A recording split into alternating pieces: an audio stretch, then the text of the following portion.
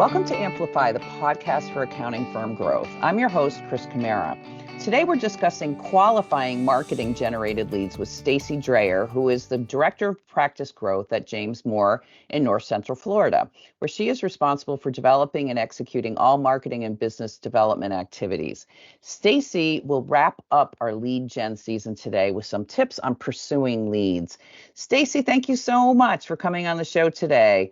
But before we jump in, why don't you tell us a little more about yourself? Thanks, Chris. I'm so happy to be here. I'm the Director of Practice Growth for James Moore and Company. I've been in the accounting profession since 2014, so almost 10 years now. And prior to joining our firm, I oversaw sales and marketing for a law firm. So I have about 20 years experience in B2B professional services marketing and growth. Roll out the red carpet. Celebrate your professionals. Be seen. At Ingenuity Marketing Group, we personalize your approach to attract talent and win business. In our world, accounting professionals are the celebrities. That means branding, PR, and content that ranks you higher. For visibility, faster marketing ROI, and more time in your day, contact our in-house specialists at ingenuitymarketing.com. Okay, great. Thank you again, Stacy, for being here. So let's dive in. You're wrapping up our season today because we spent the whole season talking about getting online leads. So now we want to know, what should a firm do once they get one? Can you share your firm's process for when a lead comes in? Sure, Chris, I'm happy to share that process. But before I do, I just want to really emphasize the importance of effectively handling the sales process once a lead comes in. I think too often as marketers, we're really focused on lead generation, and we don't stop to think about what are we actually going to do with the leads once they start coming in. And not all firms have SDRs or business developers that they can just pass a lead on to. And even if they do, there needs to be a lot of collaboration between sales and marketing to ensure that these leads are being handled effectively. And if you're in a firm where you're a sole marketer or a department of many, then you're it, really. So you need to really own this process from when the phone rings or when somebody fills out a form until you're either rejecting that lead or you've won it or you've lost it. Because you really need to ensure that you're closing as many of these qualified leads as possible. At the end of the day, really the goal of all of this effort is to win new business. So the process can't end once that lead is generated. We really need to focus as much energy on the sales process as we do the lead generation itself. And that's something that I've learned over the years. I feel like I have spent a significant amount of time really reshaping this process to ensure that we're winning new business and converting these leads. Okay. So tell us what your process is. Sure. So our process has really evolved over the years. You name it, we've tried it and it's failed. It wasn't really until about 2 or 3 years ago that I feel like we started to get really good at this. So when someone calls in, right, our front receptionists have been trained to ask a few questions to determine if they're a sole proprietor or an individual, or if they're just looking for a one-time consultation. And if so, they're directed to our website, and we tell them to fill out a form to gather more information. And then all other leads get sent to my business development associate. And as a backup, the leads will get sent to our marketing and communications coordinator if she's not available. So the goal for all incoming calls, all leads generated, if they pick up the phone and call, is to either direct them to the website or get a live person on the phone, because we either want to qualify them and schedule a meeting with one of our professionals, or we want to reject them and refer them to another provider who's more suited to work with them. And because we generate a large number of leads, We've actually started to send auto rejection emails based upon qualification questions included in our online form. We even started to quote minimum engagement fees in the individual tax section of our online form, really as a deterrent. Now, we implemented that this year, and I didn't want to do that. I've been very resistant to this over the years because I want to be able to have a conversation and I want to talk with everyone. But the problem is we were spending too much time on the phone rejecting unqualified leads, people that we didn't want to work with. And that wasn't the highest and best use of my business development associate's time, right? And I also didn't want to bring on an SDR and pay them to turn away unqualified leads. It just didn't make sense financially. I really wanted our BD associate to focus her time and energy on the larger opportunities that we have coming in and making sure that those are handled really well. So now we have this nice auto rejection system on our online form system that kindly turns people away, and we refer them on to another provider. And I think they're generally happy about having a referral to someone else who can assist them. Our process involves a very robust form system, and we implemented that a few years ago. And part of that lives on our website. So our first level of lead qualification is this fairly robust form on our website. And then we also utilize the same form system internally for when we pick up the phone and call somebody back or when they call in. So our department is qualifying opportunities for nearly all of our industries and the majority of our services. And each segment really has a different ideal client profile. So we spend a significant amount of time with our segment leaders to really better understand this ideal client profile and the types of clients that they want to work with.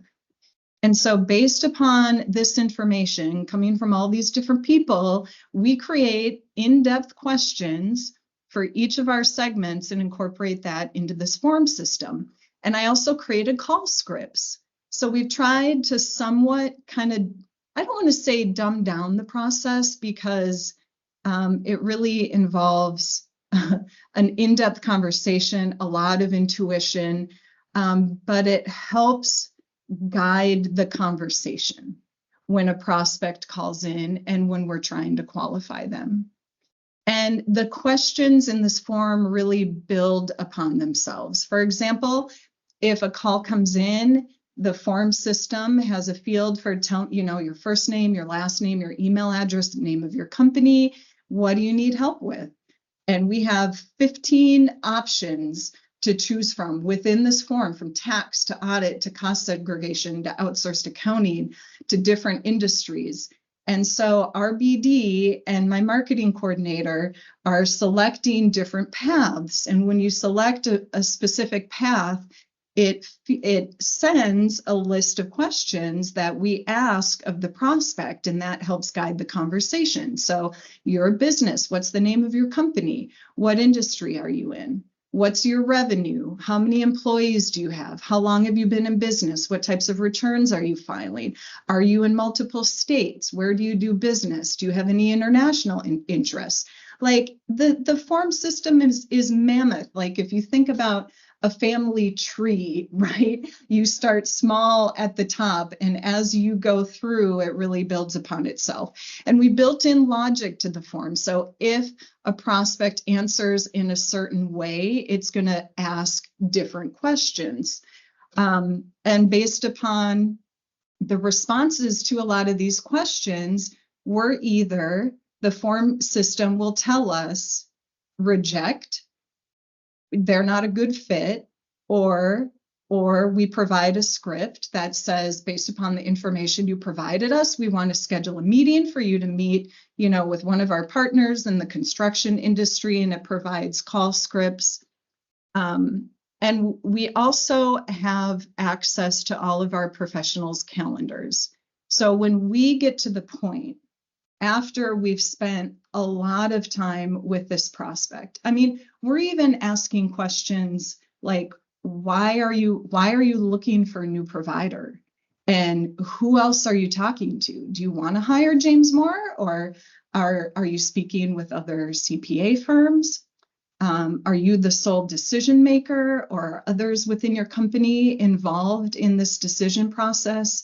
And when we get to the point where we've determined that they're qualified and we would like to continue the conversation, we're asking them questions. Hey, we'd like to schedule a meeting. Is there anyone else on your side that should be joining the meeting? So we're really trying to make sure we get the right people at the table once we pull in one of our subject matter experts. So when we get to that point, after a fairly in-depth conversation, where we're either turning them away because they're not a good fit, or if we're ready to schedule, we schedule that appointment like right then and there. We don't hang up the phone and say, we'll follow up with you and get a meeting scheduled. We know exactly who we're going to schedule them with. And that form system helps prompt that, tells us who we should be scheduling with based upon their location, the service, the industry. And we pull up calendars of our professionals and we talk with the prospect and say, are you available on X date? And we get a meeting scheduled and we determine, is the meeting going to be in person? Are they going to come into our office, or is this going to be a virtual meeting? And if it's a virtual meeting, we talk about the fact that this is going to be a video call and we meet on Microsoft Teams, and I'm going to send you a calendar appointment with more instructions on how to access the meeting or how to find our office location. So we get that meeting scheduled and we try and schedule it within a few days if possible. Sometimes we end up scheduling it a week out, which we don't want to do, but that's just how it goes sometimes. So from there, once that meeting is scheduled, we follow up with them with the calendar appointments, and we also create a separate calendar appointment for our professionals where we include all of our notes. So they have access to all of the information on the prospect, and it's sitting right in their calendar, or they can go to CRM and review the notes in CRM as well. And our forms, both of our form system, the online and our internal form system, sync with our CRM. We utilize HubSpot. And if an opportunity is qualified and we schedule them, our next step after that meeting is scheduled is to pull them up in HubSpot, add them to our sales pipeline so that we have visibility into that opportunity and we're tracking them all the way through the sales pipeline. I think you alluded to this already, but response time is pretty quick. I mean, do you have to respond the same day? Can you respond the next day? How important is response time? It sounds like you're right on top of it. Yeah, if someone calls in, right, the goal is to not ever send them to voicemail, if possible, if it's a business or an organization. So with two people handling these calls, we're generally fairly successful at that. So if they call in, we're either rejecting them or getting a meeting scheduled. And we're following up with them to confirm that appointment as well, leading up to the meeting to help avoid no-shows or be able to reschedule it if need be. If somebody submits a form, the goal is to respond same day. Okay. So follow up with them that same day, within 24 hours at the latest. I personally think that responsiveness is really important. And we have a higher conversion rate because of our initial responsiveness and just our overall attentiveness throughout the sales cycle. And we know this because prospects tell us that. So prospects might be considering 2 or 3 highly qualified firms. And if there's not a technical or experience issue that will push them to one firm versus the other, who do you think that they're going to hire? right? I mean, they like the fact that we're following up with them and we're touching base with them and we're getting them a proposal right away and we're scheduling meetings. So I think if I'm a prospect, how you treat me before I become a client is really a sneak peek into what it's like to do business with the company. So we want to make sure that that prospect experience is really good. Mm.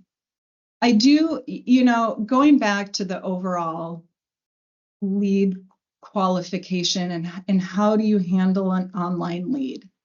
I really think that the most important aspect of that entire process, like I got really granular in how we do all of this, but really lead qualification and maintaining control over the sales cycle, I think are the two most important aspects of this entire process. Lead qualification is really important because we don't want to waste partner time meeting with unqualified leads.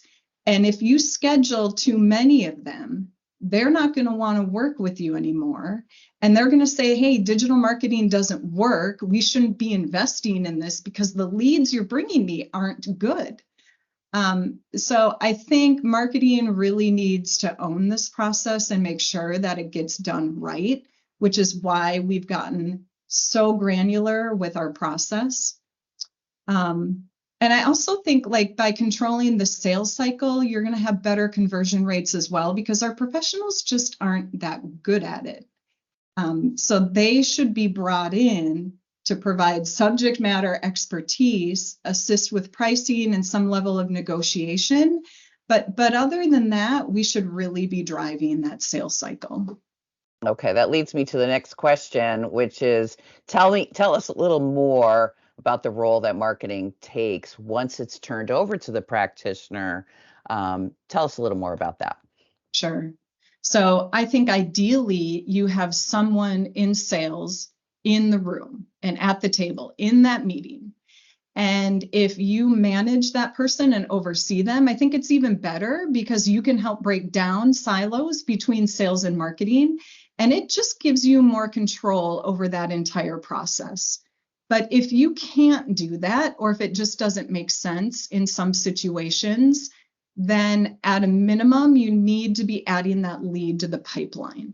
And you need to be assigning that to the professional that you scheduled the meeting with and make sure that there's some level of follow-up and next steps until you get to either, yes, I'm going to hire you, no, I'm not going to hire you, or we're not a good fit. And I know that this takes time. So I know there's a lot of marketers saying, I don't have time to follow up and babysit all of these leads. And I get it. I've been there. But you have to put in the work now so that you can show your firm leaders that marketing can really be a revenue driver for your firm. And if you can show that, then you can ask for more resources to help you. And that's really how you start building out your team. So I think, Chris, it's hard and it's going to be hard for a while. For the first several years that we did this, I handled all of the leads myself. Like I was on the phone following up with them, scheduling appointments, and it wasn't easy. But we built upon it and I was able to pass it off to a marketing coordinator. Then we were generating enough leads where it made sense to bring in a BD associate. And eventually I want to hire an SDR who is just solely responsible for qualifying leads. So it builds upon itself. You have to put in the time and energy at the onset, though. So how do you track your results? Because there are some marketers who pass on leads, but they never hear anything after that. So do you have numbers on how many leads translate into clients? We do. And that was a system that I put in place probably back in 2016 or 2017. So because we track all of our online leads and our call-ins through a form system, and before our form system, we utilized Excel spreadsheet. So we can easily track how many leads that we're generating. And if the opportunity is qualified and scheduled, then we're adding them to the pipeline. And once they're in the pipeline, we have really good visibility and can track them through closed won or closed lost. And probably about 5 years ago, I added digital marketing as a lead source option to our new client sheet. And the new client sheet is really the official reporting system for our firm. So when we bring on a new client, we have an online form that we fill out and we track where did the lead come from. So digital marketing is now included in that form. And I review that data every month and make modifications if need be. If someone's coded incorrectly, we go back and modify that. So each year I'm tracking the number of leads generated, number of qualified leads, number of new clients, and the potential revenue. And I also track, to the best I can, the actual revenue generated each year from the clients brought on through digital marketing efforts. I think it's so important to track results. Like you have to, and you have to figure out a system for doing that if one doesn't exist already, because the data is how you make a business case for more investment and more resources. And I also think, just as a growth professional, we just need to be cognizant about our investment in these areas and whether our investments are paying off. So we should be thinking about whether it makes sense to increase your investment in these areas. So I think the data helps. Yeah, accountants love data. They definitely love do. data. So what information about the leads do you share with others in the firm? Who do you share it with and how often? Sure. So we create a monthly report that gets sent to the entire firm. So everybody in our firm has visibility into this. The report includes a list of all of our new business brought in for the month, all of the new business for the entire firm. And it also includes our pipeline updates for the past 30 days, including open opportunities, those opportunities that are closed won or closed lost.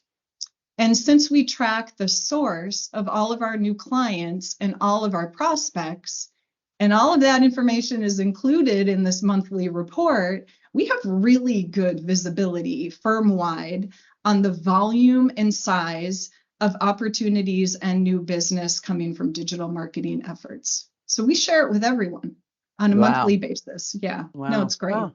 Yeah. So you mentioned that your process has evolved over time. So maybe you could tell us some lessons learned in that process.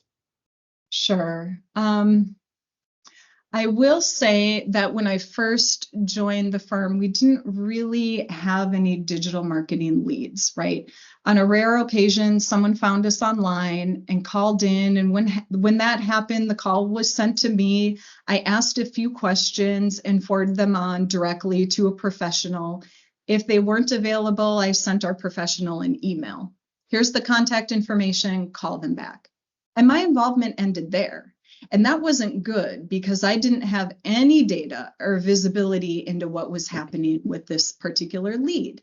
But as our investment in digital increased and the volume of leads generated started increasing, we started to qualify based on minimum fees alone. And we were still just forwarding these calls to our professionals or emailing them. And what I found out was that sometimes they just didn't follow up. Or they were in the middle of tax season and busy, or they followed up a week later and they followed up with me and said, hey, I tried to call this person back and I never heard from them. Or they didn't call at all and they just sent an email. So there was a big disconnect, right, in our follow-up. And we were too late. Like by that time, the prospect had hired another firm and the other firm was working with them by that time. Oh, wow. We also learned along the way that qualifying by minimum fees just wasn't enough. And I think most firms have gotten to that point where their level of qualification needs to be a lot more significant.